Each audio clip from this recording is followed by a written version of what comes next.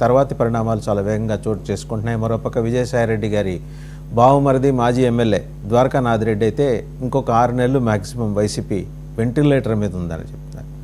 దీంతోపాటు బోల్డన్ని కూటమి నాయకుల ఆగడాలు, అరాచకాలు, బెదిరింపులు, అడ్డొస్తే చంపేస్తాను అని వార్నింగ్లు, లకారా తోటి సంబోధనలు ఇవి కూడా ఎక్కువైనాయి. మరోపక్క జనసేనాని కూడా వార్నింగ్ ఇచ్చారు. ఎట్టి పరిస్థితుల్లో ఇన్వాల్వ్ కావద్దు, అవతల వాళ్ళు రెచ్చగొట్టిన విభేదాల గురించి, వివాదాల జోలికెళ్ళమాకండి.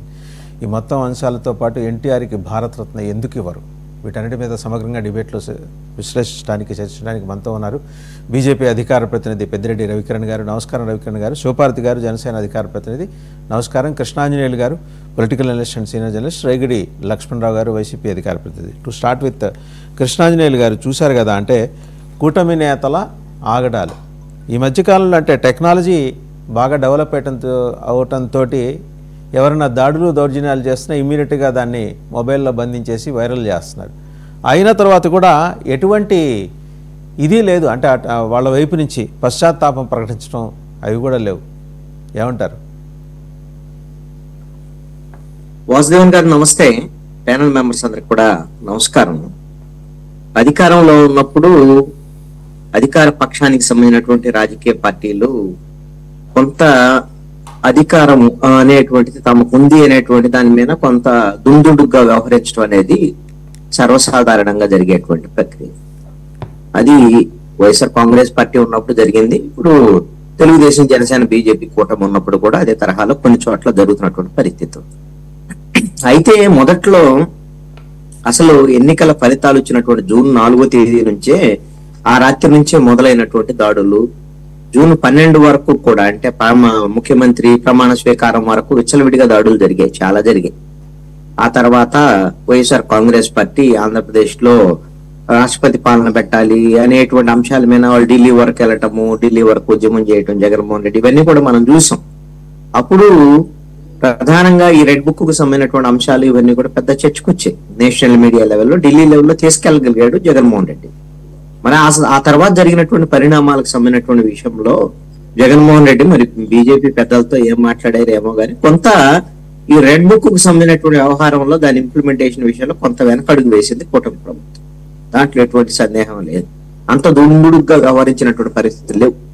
ఆ తర్వాత జరిగినటువంటి పరిణామాలు ఒక్క దశలో పవన్ కళ్యాణ్ హోంశాఖ మీద విమర్శలు చేయటము, ఆ నేపథ్యము, దాన్ని ఆసరాగా తీసుకొని కూటమి ప్రభుత్వము వైసీపీకి సంబంధించినటువంటి సోషల్ మీడియా కార్యకర్తలను టార్గెట్ గా చేసి ఈసారి పోలీసులను ప్రయోగించి అరెస్టులు చేయటం వ్యవహారం, ఇవన్నీ కూడా ఒక 3 నెలల పాటు జరిగినటువంటి పరిస్థితులు కూడా చూసాం.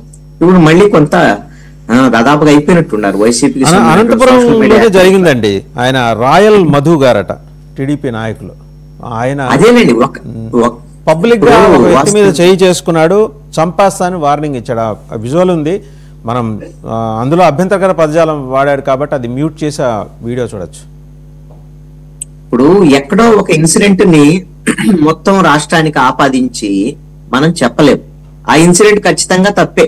ఒక మంత్రి అనుచరుడు ఆ విధంగా దాడి చేయటము, మంత్రి వాళ్ళ అనుచరుడికి సపోర్ట్ చేయటము, ఇది ఖచ్చితంగా ఆక్షేపించాల్సినటువంటి విషయమే. దీన్ని మనం ఎవరైనా ప్రజాస్వామికవాదులందరూ ఖండిస్తారు. కూటమిలో ఉన్నటువంటి వాళ్ళు కూడా, బీజేపీ, జనసేన కూడా ఖండిస్తుంది. ఒకవేళ తెలుగుదేశం వాళ్ళు వచ్చారనుకోండి, తెలుగుదేశం వాళ్ళు కూడా ఇది తప్పేనంటే ఖచ్చితంగా ఇలాంటిది ఉంటే సరిదిద్దుకోవాలనేదే చెబుతారు, ఎవరేం చెప్తారు.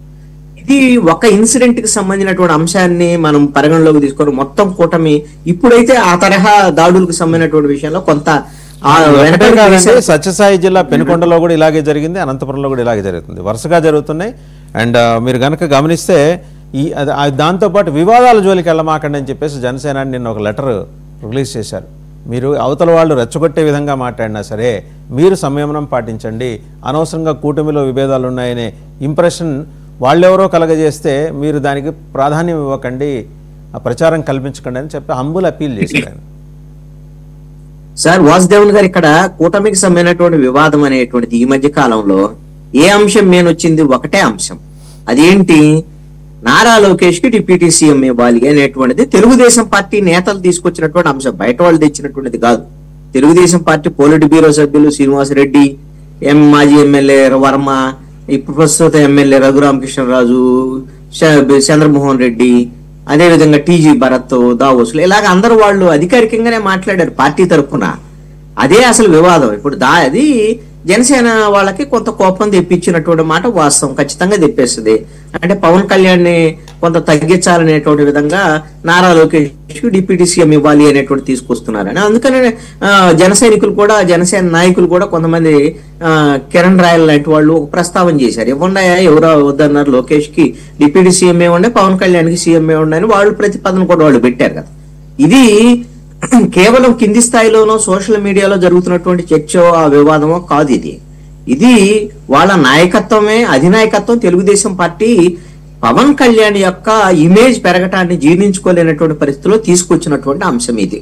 సరే, దాన్ని సమస్య పోయేటువంటి విధంగా చేయాలి అనేటువంటిది మాట్లాడుతున్నారు, తెలుగుదేశం వాళ్ళు మాట్లాడుతున్నారు, జనసేన వాళ్ళు కూడా వాళ్ళ అంశాల మీద మీరు కింది స్థాయిలో వివాదం వచ్చేటువంటి విధంగా మాట్లాడొద్దు. ఇది ఇద్దరు కూడా ప్రభుత్వంలో భాగస్వాములే, కాదనటం లేదు. కానీ రెండు రాజకీయ పార్టీలు వేరు. ఎవరు ప్రాధాన్యత వాడు పెంచుకోవాలనేటువంటి ప్రయత్నం నాయకుల్లో ఉంటది, కార్యకర్తల్లో మరింత ఉంటది. తమ నాయకుడి యొక్క ఇమేజ్ తగ్గకూడదని తెలుగుదేశం వాళ్ళలో ఉంటది, ఇటు జనసేన వాళ్ళలో కూడా ఉంటది. అంతర్గతంగా ఎవరు సోషల్ మీడియా వేదికగా కొంత మాట్లాడేటువంటి పరిస్థితులు కూడా ఉంటాయి. అవి కూటమిలో మరింత విభేదాలకు దారితీసేటువంటి విధంగా ఉండకూడదు అనేటువంటిది అధినాయకత్వం ఒక మాట చెప్తున్నటువంటి. అయితే ఇక్కడ కింది స్థాయిలో వాళ్ళు ఎంత కొట్టుకున్నా కూటమిలో ఏం కాదండి. ఎప్పుడైతే పవన్ కళ్యాణ్ అదేవిధంగా బీజేపీకి సంబంధించినటువంటి వాళ్ళు ఈ కూటమి నుంచి విడిపోవాలి అని నిర్ణయించుకునేటువంటి అంతిమ పరిస్థితులు ఏముంటాయో అప్పటి వరకు ఈ కూటమి ఎన్ని కొట్లాడుకున్నా కలిసే ఉంటారు. కింది స్థాయి వాళ్ళ కొట్లాటలు అనేది పై నాయకత్వానికి ఏమీ పట్టదు. కింది స్థాయి వాళ్ళు కొట్టుకున్నా చంపుకున్నా వాళ్ళేం పట్టించుకోరు. ఇప్పుడు కింది స్థాయి వాళ్ళు ఏమనుకున్నా పవన్ కళ్యాణ్ మీకు చాలా సందర్భాల్లో చెప్పారు, ఏదైనా సరే వ్యూహం లేకపోతే రాజకీయ వ్యవహారాలు అన్ని నేను నిర్ణయిస్తాను, దానికి అనుగుణంగా మీరు వ్యవహరించాల్సిందే అనేటువంటిది. అది నాయకత్వంలో ఖచ్చితమైనటువంటి విషయమే. అందుకు అనుగుణంగానే వాళ్ళ సైనికులు కింద వాళ్ళు ఎంత మాట్లాడినా పవన్ కళ్యాణ్ ఒక మాట చెప్పాడు అనుకోండి, వాళ్ళందరూ ఆగిపోయేటువంటి పరిస్థితి. తెలుగుదేశంలో అయితే మాత్రం కొంత ఆ విధంగా ఉండకపోవచ్చు వాళ్ళు, ఎందుకంటే తెలుగుదేశం పార్టీ ఏంటంటే పైకి నాయకత్వం ఒక మాట చెప్పుద్ది, కింద ఇంకొక విధంగా డైరెక్షన్ ఇచ్చేటువంటి పరిస్థితులు మనం చూస్తున్నాం. ఇప్పుడు నారా లోకేష్ విషయంలోనే మీరు డిప్యూటీ సీఎం కావాలని అడగండి అని వాళ్ళ నాయకత్వం డైరెక్ట్ గా చెప్పింది. ఇందుకు వచ్చేసరికల్లా మీరు మాట్లాడొద్దని వాళ్ళే చెప్తారు. ఇవన్నీ కూడా వ్యూహాత్మకంగా వాళ్ళు చేస్తున్నటువంటి విషయం. ఈ రెండు జనసేన తెలుగుదేశం మధ్య ఉండేటువంటి ఈ గొడవ అనేటువంటిది ఇది ఫ్రెండ్లీగా జరిగేటువంటి గొడవ కింద చూడాలి తప్ప దీన్ని చూసి వైఎస్ఆర్ కాంగ్రెస్ పార్టీ వాళ్ళు ఇంకేదో ఉంది కూటమి వాళ్ళు విడిపోతున్నారు అది ఇదని వాళ్ళు ఆనందపడితే వాళ్ళకే నష్టం. వాళ్ళు విడిపోవటం సరే, వీళ్ళు ఉండాలి కదా ముందర. ఇప్పుడు అదే పరిస్థితి. ఢిల్లీ నుంచి వచ్చిన అబ్జర్వేషన్ ఏంటంటే రేపు ఉగాది లోపల లేదా ఢిల్లీ ఎలక్షన్స్ అయిన తర్వాత ఈ 10 మంది ఎమ్మెల్యేలు కూడా బీజేపీకి అనుబంధ సభ్యులుగా మారే అవకాశాలు ఉన్నట్టు స్పష్టంగా ఇండికేషన్. అదేదో జగన్మోహన్ రెడ్డి చెప్పే వాసుదేవన్ గారు ఆ 10 మందికి సంబంధించినటువంటి వాళ్ళు పోయినా ఉన్నా వైఎస్ఆర్ కాంగ్రెస్ పార్టీకి వచ్చేది పోయేది ఏం లేదండి వాస్తవంగా చెప్పాలంటే. ఎందుకు ఈ మాట అంటున్నా అంటే వైఎస్ఆర్ కాంగ్రెస్ పార్టీ 2024 ఎన్నికల్లో 151 నుంచి 175కి వెళ్ళాలనుకున్నది. 151లో మధ్యలో 5/11 మిగిలినటువంటి ఘోరమైనటువంటి ఓటమి ఇది. బహుశా ఇంకొక 25 సంవత్సరాలు రాజకీయాల్లో ఉంటానని చెప్పాడు ఆయన, ముఖ్యమంత్రిగా ఉంటా అన్న జగన్మోహన్ రెడ్డి రాజకీయాల్లో ఉండొచ్చు ఆయన వయసు రీత్యా. మరి ఇంత ఘోరమైనటువంటి ఓటమి భవిష్యత్తులో ఎప్పుడు రాదు. అసలు ఈ 10 మంది ఉంటే అంతా పోతే అంటే